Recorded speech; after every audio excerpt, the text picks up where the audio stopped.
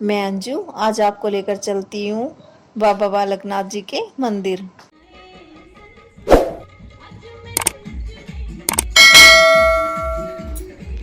अगर आप हिमाचल की साइड आ रहे हो ना तो यहाँ से लंगर चख के ज़रूर जाना। यहाँ पर आपको हमेशा लंगर की सेवा जगह जगह पर मिलती रहेगी।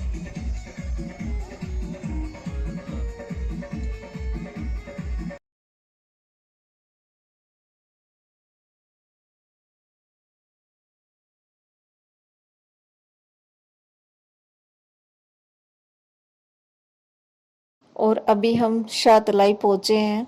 श्रद्धालुओं में ऐसी धारणा है कि बाबा बालकनाथ जी 3 वर्ष की आयु में ही अपना घर छोड़कर 4 धाम की यात्रा करते करते शाहतलाई जिला बिलासपुर नामक स्थान पर पहुंचे थे।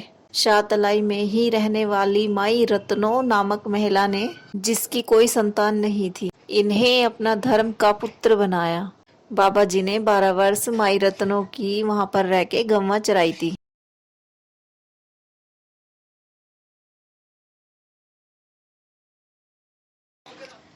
यहाँ पर पार्किंग की सेवा भी उपलब्ध है।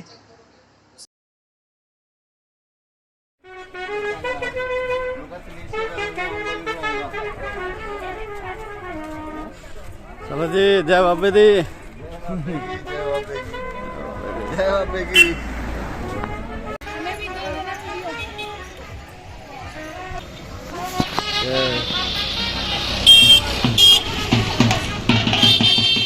अभी हम पहुंचे हैं एंट्री गेट पर। अब चलते हैं हम आगे की साइड।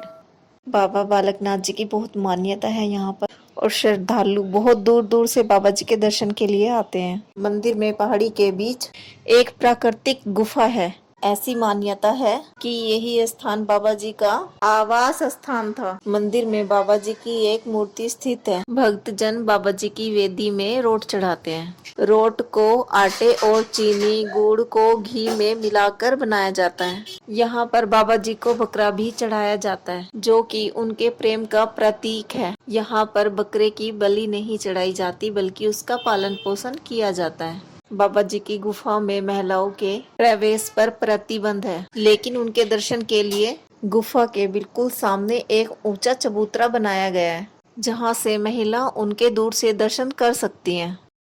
और आज संडे है तो आज बहुत भीड़ भी है।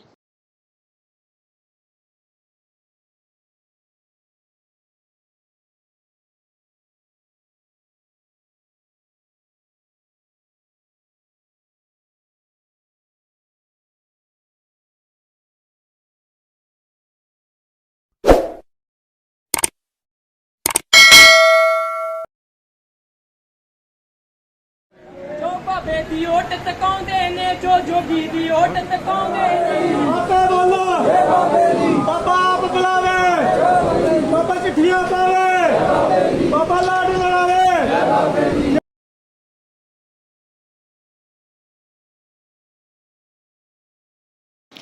जो महिलाएं हैं वो सीधी इस लाइन से जाएंगी और जो पुरुष हैं वो इस लाइन से गुफा से होकर जाएंगे। मैंने वहां ऊपर की साइड खड़े होके बाबा जी के दर्शन किए हैं। कहा जाता है कि बाबा बालकनाथ जी शिव भगवान के पुत्र कार्तिकेय का अवतार हैं। जब शिव भगवान जी माँ पार्वती जी के साथ अमरनाथ गुफा में गए अमर कथा सुनाने के लिए, तो माँ पार्वती जी को कथा सुनते सुनते बीच में ही नींद आ जाती है।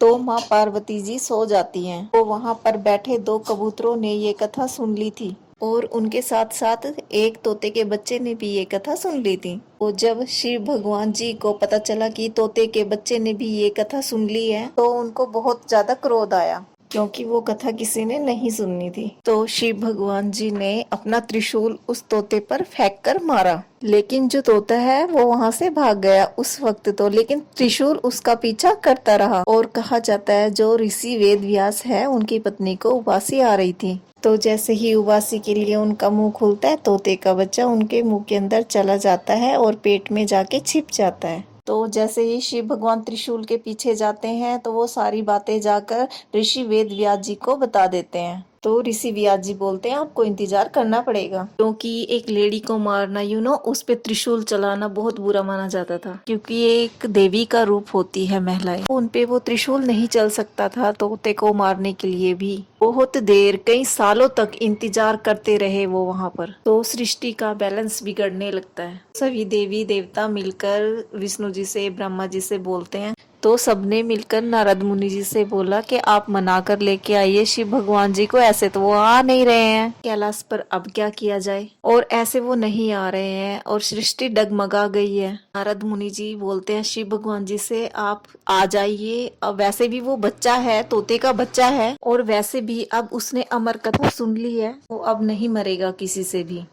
तो शिव भगवान जी का जो गुस्सा है वो ठंडा हो गया। शिव भगवान जी तोते से बोलते हैं कि अब आप बाहर आ जाइए, आपको कोई कुछ नहीं कहेगा। बदले में तोते के बच्चे ने शिव भगवान जी से वरदान मांगा कि इस टाइम पर जो भी बच्चे पैदा होंगे मैं भी बाहर आऊंगा, और इस टाइम पर जो भी बच्चे पैदा होंगे वो उनको हर एक चीज की नॉलेज होगी, वो सब अमर रहेंगे। और जो तोते का बच्चा है वो बाहर आता है और वो भी एक महान संत होते हैं। और उस समय में 9 बच्चे और जो पैदा हुए थे वो 9 नाथ और 84 सिद्ध थे, और उन्हीं सिद्धों में से थे एक बालकनाथ बाबा जी। एक अच्छे से व्यू के साथ वीडियो यहीं पे समाप्त करते हैं। जय बाबे दी।